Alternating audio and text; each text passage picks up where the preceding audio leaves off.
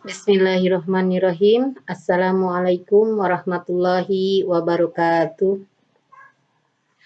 Alhamdulillahirabbil alamin. Segala puji mari kita panjatkan kehadirat Allah Subhanahu wa taala yang telah memberikan begitu banyak nikmatnya kepada kita semua, yang telah memberikan kita kesehatan, dan alhamdulillah dengan kesehatan yang Allah berikan pada siang hari ini kita bisa bertemu kembali dalam mata kuliah metode pengembangan sains walaupun hanya lewat media online. Alhamdulillah kami dari kelompok 1 saat ini akan mempresentasikan metode dan penilaian untuk pengembangan sains. Tapi sebelum kami mulai, kami akan berkenalan terlebih dahulu. Saya Warwartini dan rekan saya. Baik, bismillahirrahmanirrahim. Assalamualaikum warahmatullahi wabarakatuh. Saya Chandra Hikayat. Dan saya Sri Mulyati. Kami dari kelompok 1 akan membahas tentang metode dan penilaian pembelajaran sains. Berikut penjelasan dari kami. Selamat menyimak. Setelah kelompok kami akan menyampaikan metode dan penilaian mengenai pembelajaran sains. Metode pembelajaran sains pada anak usia dini menurut Kamus Besar Bahasa Indonesia dalam Mursyid, metode dapat diartikan sebagai cara yang teratur dan terpikir baik-baik untuk mencapai maksud atau kerja yang bersistem untuk memudahkan melaksanakan suatu kegiatan guna mencapai tujuan yang ditentukan. Adapun macam-macam metode pembelajaran, yaitu yang pertama adalah metode bermain. Bermain merupakan pekerjaan pada masa anak-anak dan cermin pertumbuhan pada masa kanak-kanak. Bermain merupakan kegiatan yang memberikan kepuasan bagi diri sendiri, karena melalui bermain, anak akan memperoleh dan memahami kehidupan.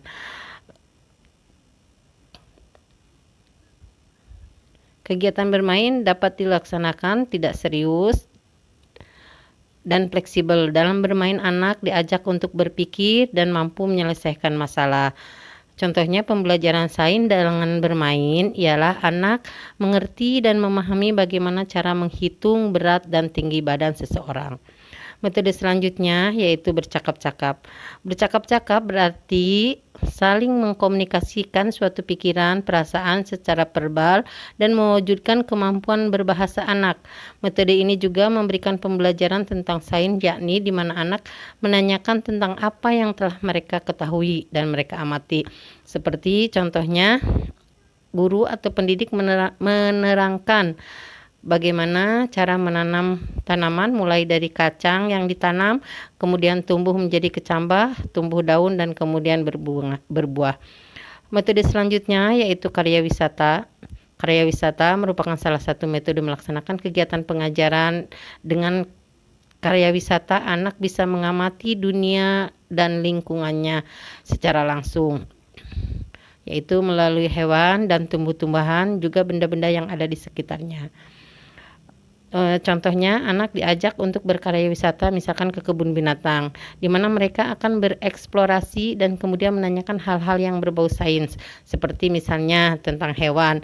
Mereka akan bertanya apakah makanan hewan itu, dan istilahnya mereka ada timbul rasa penasarannya. Kemudian metode bercerita.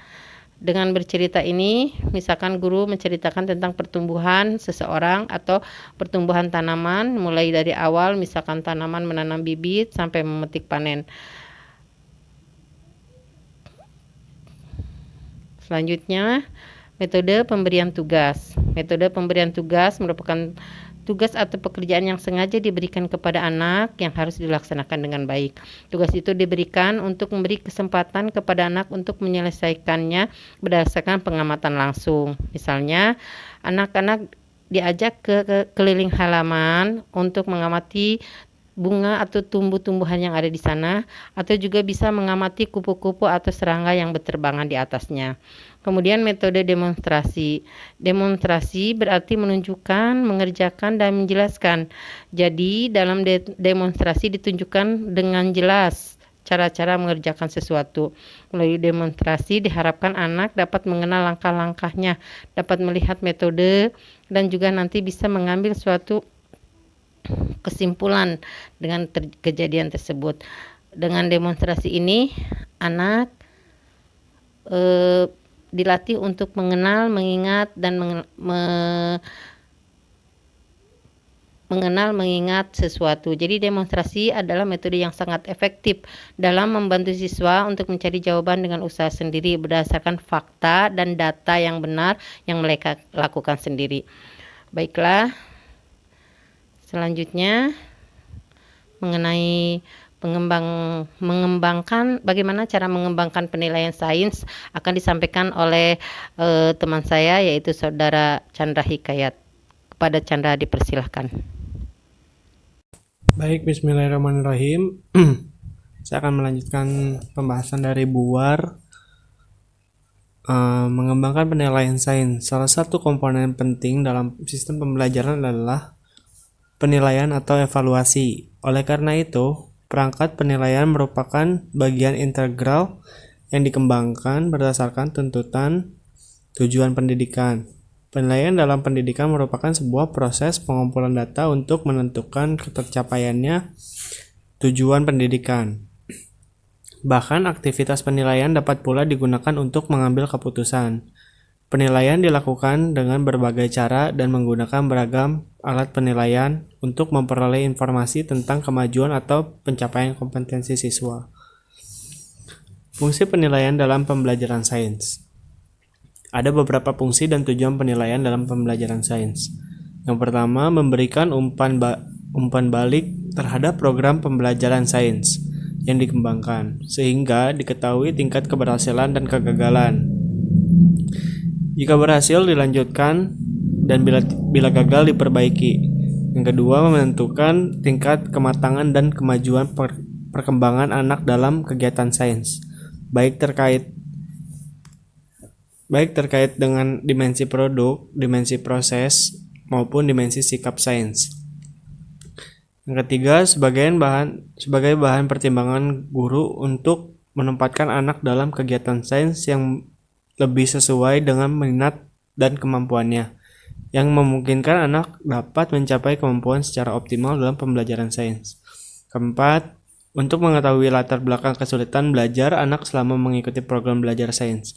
Kelima, memberikan informasi kepada orang tua atau wali tentang kemajuan dan kemampuan sains yang telah dan belum dikuasai anaknya, sebagai bahan masukan bagi pihak lain yang memerlukan dalam memberikan pembinaan selanjutnya. Nah, ada beberapa jenis cara melakukan penilaian pembelajaran sains pada anak usia dini. Yang pertama, observasi atau pengamatan.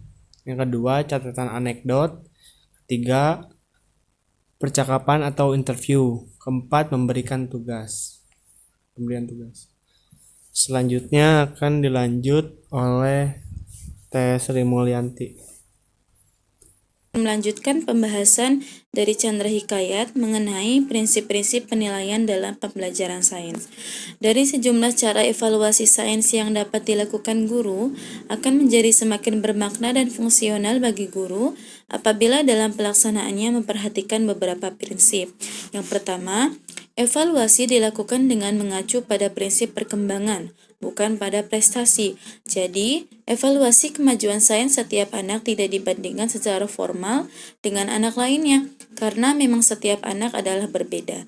Jadi, kita sebagai guru melakukan evaluasi pembelajaran sains ini bukan melihat hasil atau prestasi dari anak-anak, melainkan kita melihat cara atau proses perkembangan pada anak usia dini. Yang kedua, kegiatan evaluasi sains hendaklah selalu dilaksanakan pada saat anak sedang dalam kegiatan. Nah, di sanalah kita bisa mengetahui apa yang dilakukan, yang diselesaikan, yang dipikirkan, atau bahkan termasuk apa yang dihayalkan oleh anak-anak terkait dengan kegiatan sains yang sedang dilaksanakannya. Jadi kita mengevaluasi ketika kegiatan berlangsung, jadi kita bisa mengetahui hal apa saja yang terjadi pada saat kegiatan tersebut. Yang ketiga, lakukanlah evaluasi dengan cara alamiah atau naturalistik, sehingga meskipun kita melakukan evaluasi pada saat anak sedang melakukan kegiatan, tetapi anak tidak merasa terganggu. Nah, tidak perlu juga kita mengumumkan kepada mereka bahwa kita sedang melaksanakan evaluasi. Jadi ketika kita mengevaluasi, laksanakan saja secara alami atau natural, tidak menginformasikan kepada anak-anak bahwa kita sedang melaksanakan evaluasi kepada mereka. Yang keempat, lakukanlah penandaan, pencatatan, dan reportase secara segera terhadap segala perilaku yang muncul pada anak pada saat mengikuti kegiatan sains. Nah, di sini juga berarti kita harus menyiapkan atau menyelipkan beberapa lembar kertas di saku kita supaya ataupun alat tulis lainnya seperti pulpen ataupun kertas, buku kecil, supaya ketika ada hal-hal yang terjadi pada saat kegiatan berlangsung, jadi kita bisa langsung mencatat hal-hal tersebut.